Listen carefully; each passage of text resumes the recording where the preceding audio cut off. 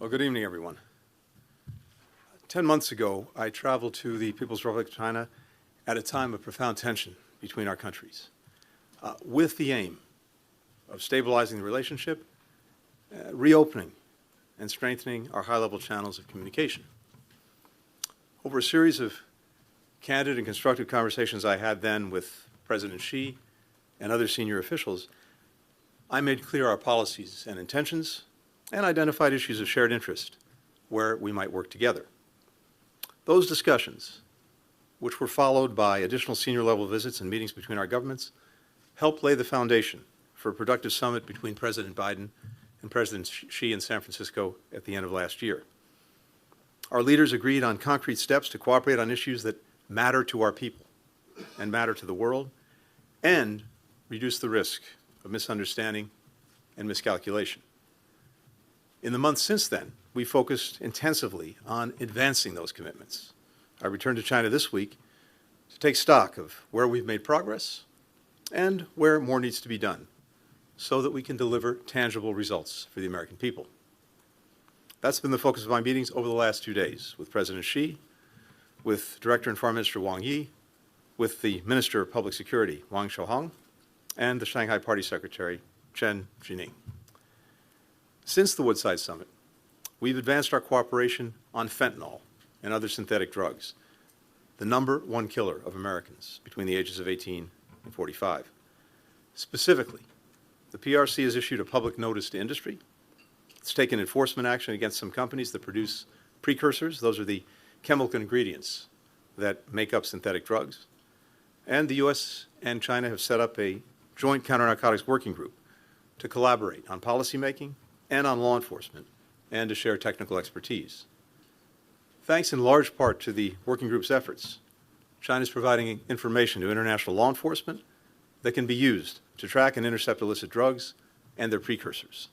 And our two governments recently agreed to share best practices on closing loopholes in our financial systems that the drug traffickers and other criminal enterprises use to launder money. So this is important progress, but more needs to be done.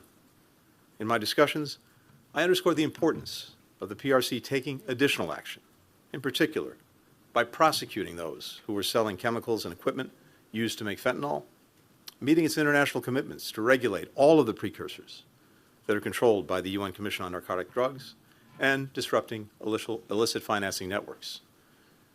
Since the Woodside meeting between the presidents, we've also resumed direct military-to-military communications at multiple levels, something that I made a top priority for my meetings in Beijing last year. U.S. and PRC defense officials met for 2 days at the Pentagon in January. Earlier this month, our two countries' air and naval forces held talks aimed at ensuring safer interactions. Last week, Secretary of Defense Austin had his first video call with Minister of Defense Don Jun. Direct, open, clear lines of communication like these are critical to avoiding miscalculations.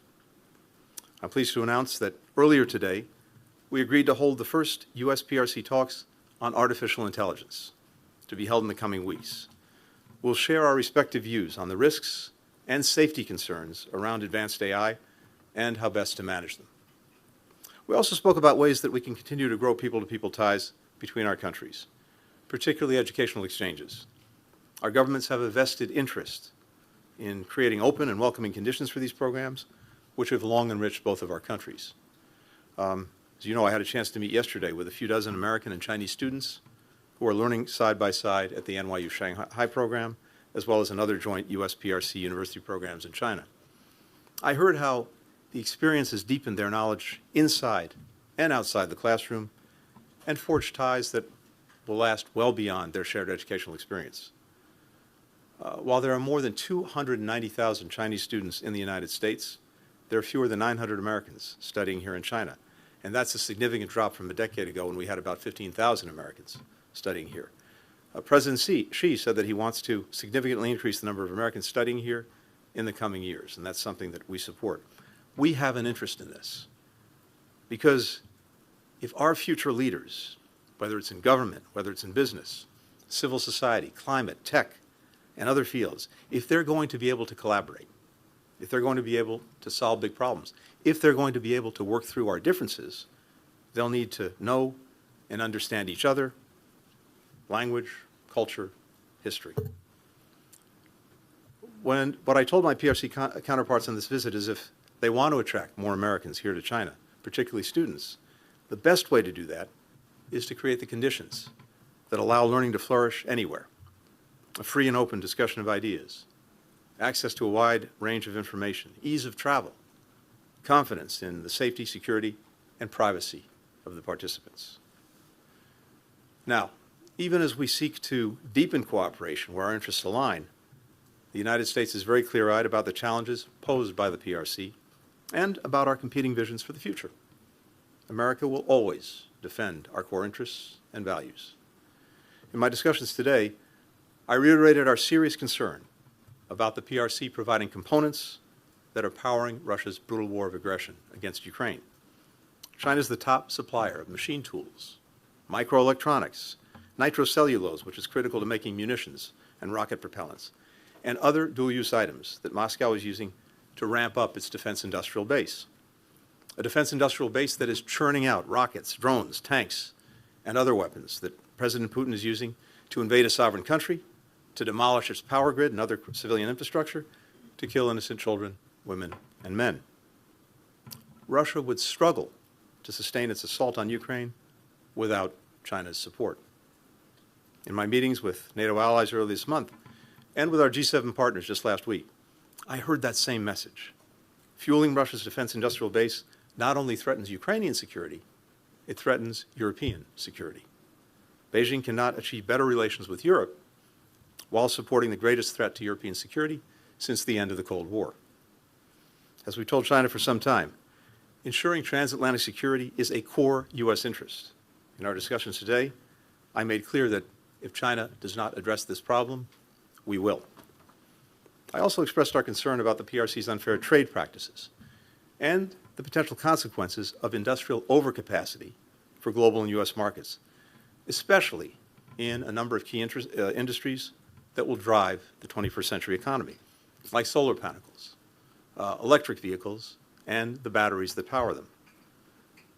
China alone is producing more than 100% of global demand for these products, flooding markets, undermining competition, putting at risk livelihoods and businesses around the world.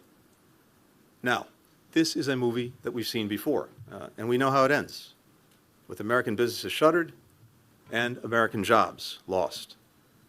President Biden will not let this happen on his watch. We'll do what's necessary to ensure that American workers can compete on a level playing field. America's actions are not aimed at holding back China's development, nor are we decoupling our economies. As Secretary Yellen said during her recent visit, that would be disastrous for the global economy, including for the United States. We want China's economy to grow.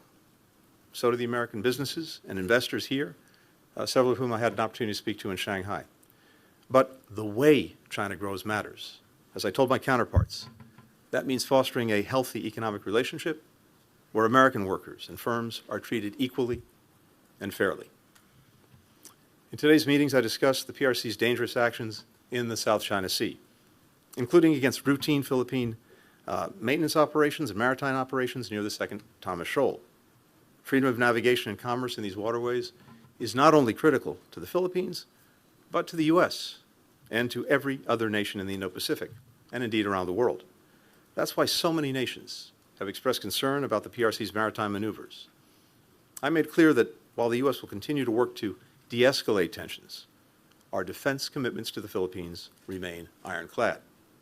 I reaffirmed the U.S.'s One China policy and stressed the critical importance of maintaining peace and stability across the Taiwan Strait. I raised the cases of American citizens who are wrongfully detained and those who are subject to exit bans. President Biden and I will not rest until they're back with their families where they belong. I also raised concerns about the erosion of Hong Kong's autonomy and democratic institutions, as well as transnational repression, ongoing human rights abuses in Xinjiang and Tibet, and a number of individual human rights cases.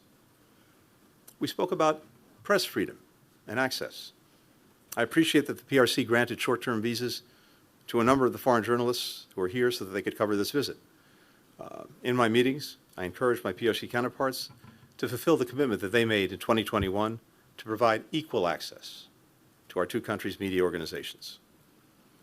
The United States will continue to insist on reciprocity on this issue, just as we do for our businesses, cross-cultural exchanges, and many other areas. We also discussed a range of regional and global crises where China can play a constructive role. I encourage China to use its influence to discourage Iran and its proxies from expanding the conflict in the Middle East, and to press Pyongyang to end its dangerous behavior and engage in dialogue. Going forward, we'll continue our high-level discussions on these and other issues.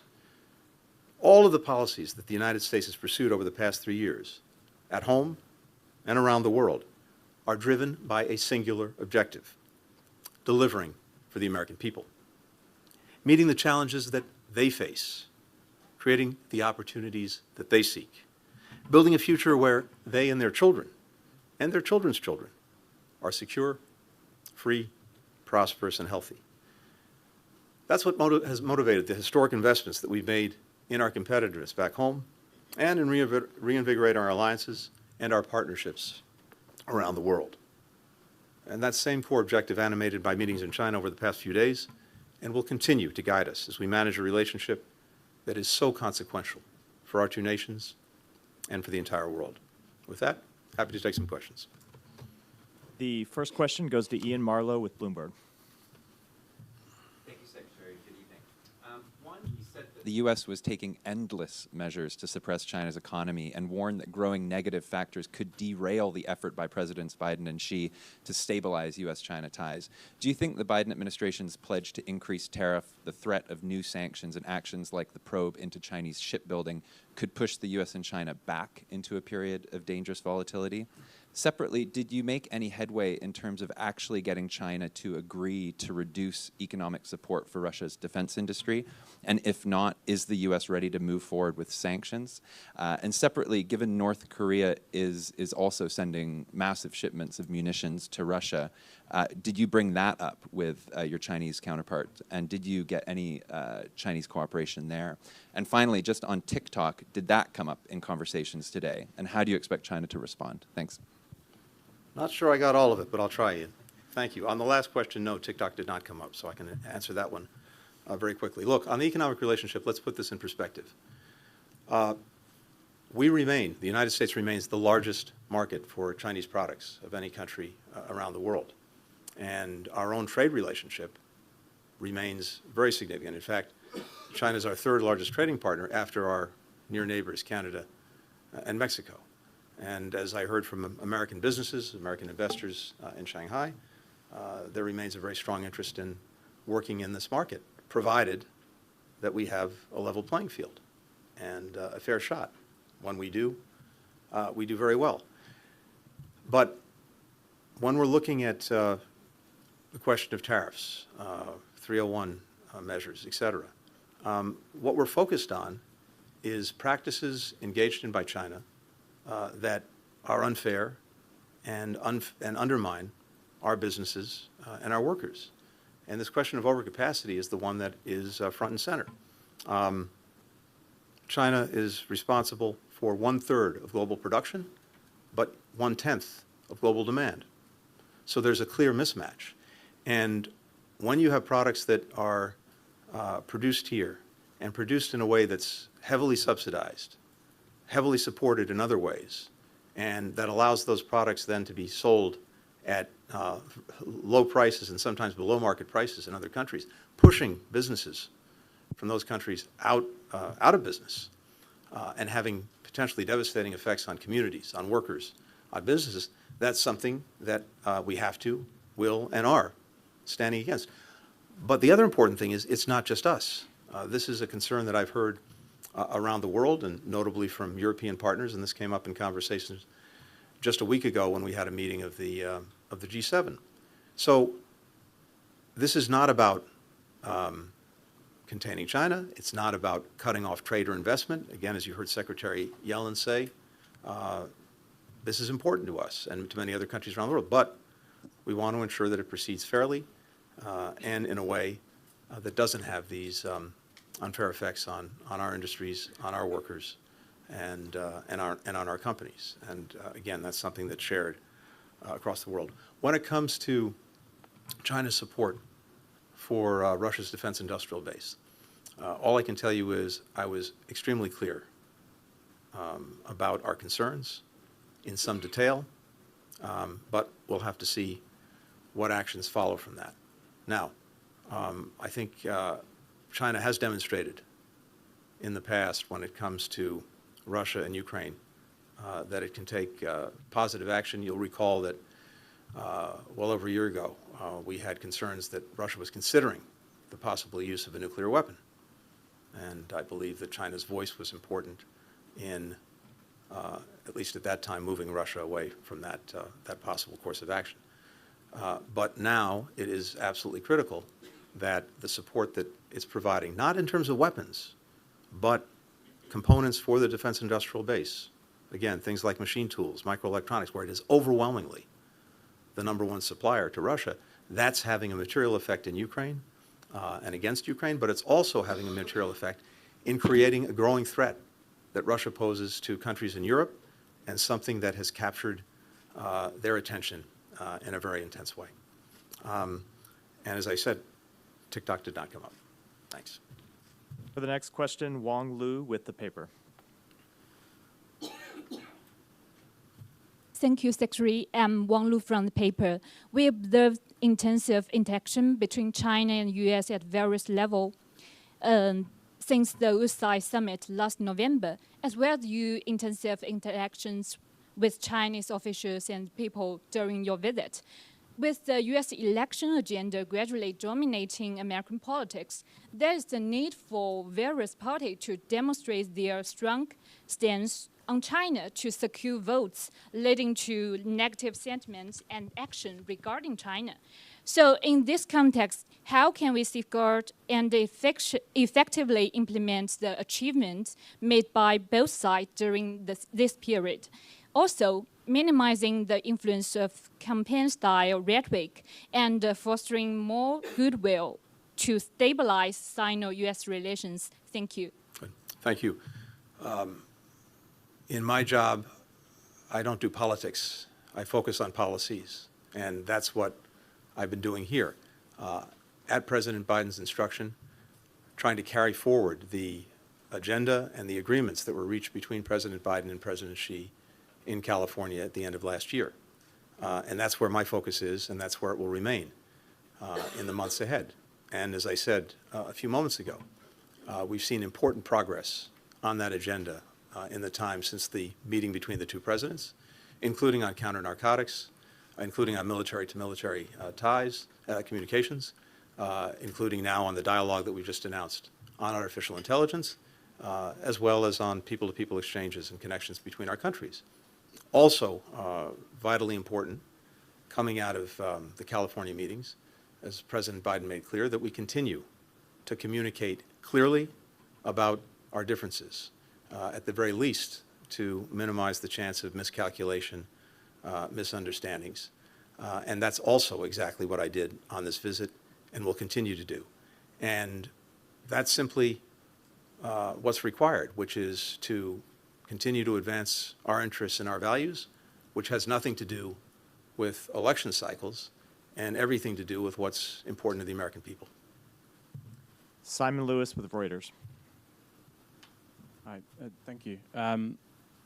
Mr. Secretary, you mentioned that you think that China can play a more constructive role, in global crises, particularly talking about the Middle East. You had a conversation with Minister Wang Yi earlier this month around the time of the when Iran-Israel tensions were really ramping up.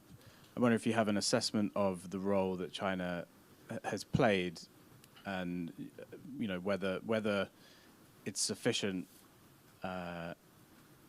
in the actions that the Chinese government has taken so far. And there's some reports that the Palestinian groups Fatah and Hamas had a meeting here in Beijing while you were here. I wonder if that's an area where you would welcome some Chinese involvement. And while we're on the Middle East, I think we can't ignore some of the images that have been coming out from back in the US from university campuses.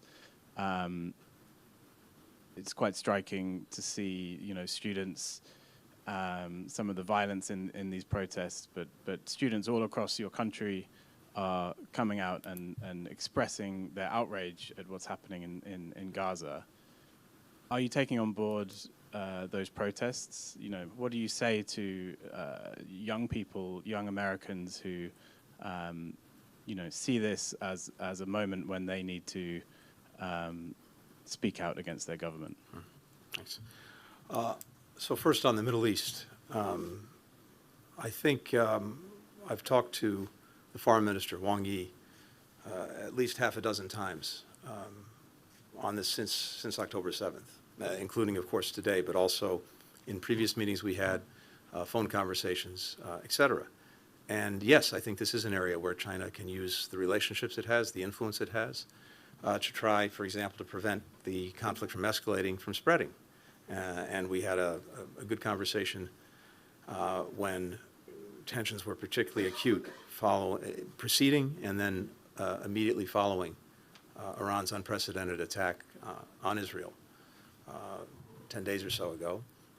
And I think the relationships, again, that China has can be positive in trying to calm tensions, prevent escalation, avoid the spread of the conflict. And we agreed that we'd remain in regular touch on this, and that's certainly my intention.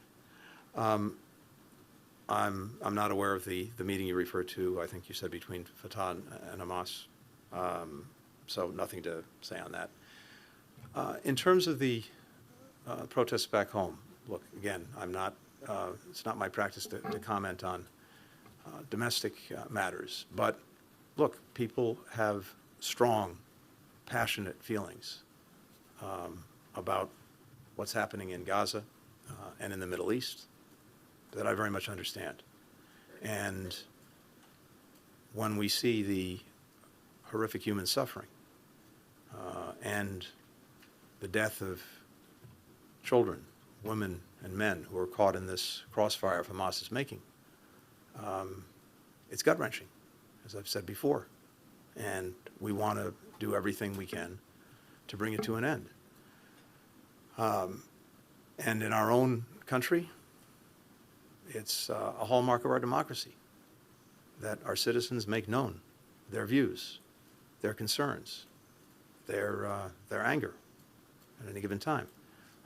And I think that reflects the strength of the country, the strength of democracy. Now, as I've also said before, this could be over tomorrow. It could have been over yesterday. It could have been over months ago.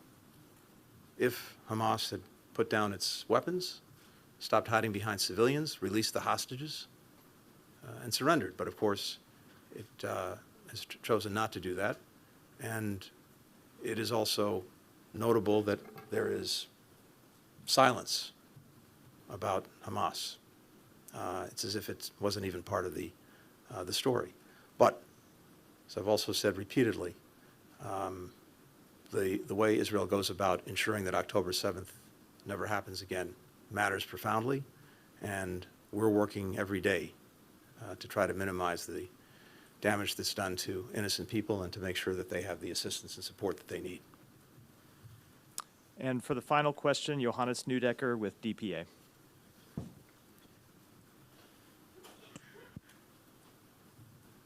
Thank you. My question was basically just asked, but I'm Good. just Thank gonna, you. I'm just going to ask another one. You said that you also require countries in Europe to, kind of join the plans to prevent China from supplying military or dual-use goods to Russia.